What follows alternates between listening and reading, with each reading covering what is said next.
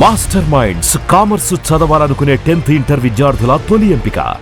MLA Danam Nagender కీలక వ్యాఖ్యలు చేశారు. హైడ్రా అంశంపై తన వైఖరి మారలేదని స్పష్టం చేశారు.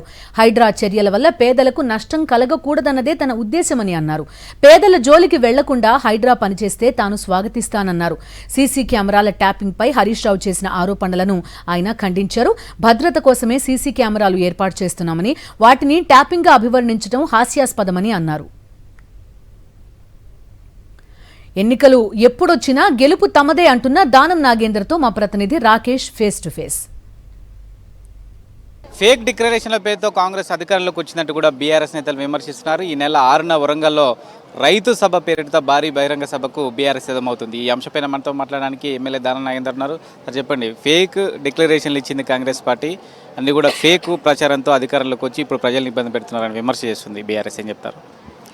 ఇప్పుడు 6 గ్యారంటీలు ఒక డిక్లరేషన్ ఇచ్చారు. రాష్ట్రంలో ఇచ్చినటువంటి డిక్లరేషన్ ఇతర రాష్ట్రాలు ఆదర్శంగా తీసుకున్నారు. మీరు రేపు కేరళ ఎలక్షన్ కూడా దాన్ని ఎగ్జాంపుల్గా తీసుకొని ఎలక్షన్ పోటీకి పోవడం జరిగింది. కొన్ని రాష్ట్రంలో అధికారంలో వచ్చిన తర్వాత అన్నీ సాధ్యం కావు ఎప్పుడే కానీ, కొన్ని డిలే అయి ఉంటుంది కానీ ఎప్పుడే కానీ అది ఆ ఇచ్చిన డిక్లరేషన్లు ఎప్పుడు వెనుక పోయేది అవసరం లేదు. ప్రధానంగా ఏంది, దెర్ ఈజ్ ఎ సేయింగ్ కదా, బెటర్ లేట్ దెన్ నెవర్ అని. అలాగా ఆలస్యం అవుతుండొచ్చు కానీ కాదు అన్న సమస్యనే ఉత్పన్నం కాదు. తప్పకుండా ఇచ్చిన డిక్లరేషన్ కూడా పూర్తి అవుతున్నాయి. ఏదైనా ఒకటో ఆరా ఎక్కడన్నా కొన్ని కారణాల వల్ల వాళ్ళు ఇచ్చినటువంటి మన గైడ్ లైన్స్ ప్రకారంగా లేకపోతే అవి కాకపోవచ్చు కొంతమందికి. ఆ కొంతమందికి రాని దాన్ని గ్లోబల్ ప్రచారం చేయడం కరెక్ట్గా. సంబంధించి హైడ్రాను ఎత్తేస్తామని కేసీఆర్ మన విమర్శలు చేశారు. హైడ్రాను ఎత్తేస్తామని మీరు కూడా గతంలో హైడ్రా పైన విమర్శలు చేశారు. హైడ్రా ఇప్పుడు కూడా నేను అదే స్టాండ్ మీద ఉన్నాను.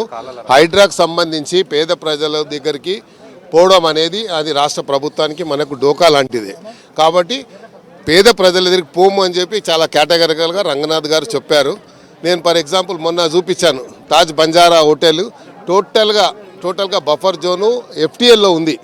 అది తీస్తామని చెప్పి గ్యారంటీ ఇచ్చారు. ఆ రోడ్ ప్రైవేట్ రోడ్ ఉంది, ప్రైవేట్ రోడ్ లాక్ వేశారు. ఆ లాక్ కూడా తీయాలని కూడా నేను గట్టిగా చెప్తున్నాను. ఎవరైనా ఉండొచ్చు, ఇంత పెద్దగానే ఉండొచ్చు, కానీ అది తీయాలని నేను మళ్ళీ కేటగిరిగా డిమాండ్ చేస్తున్నాను. ఒకవేళ హైడ్రా తీయకుండా నేనే తీసి పడేస్తాను. సీసీ కెమెరాలు ట్యాప్ చేస్తున్నారంటూ కూడా హరీష్ రావు ఆరోపణలు చేశారు ప్రభుత్వం పైన.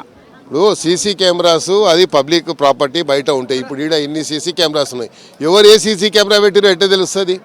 అందుకని అది నాకైతే కొంచెం అర్థం అవడం లేదు.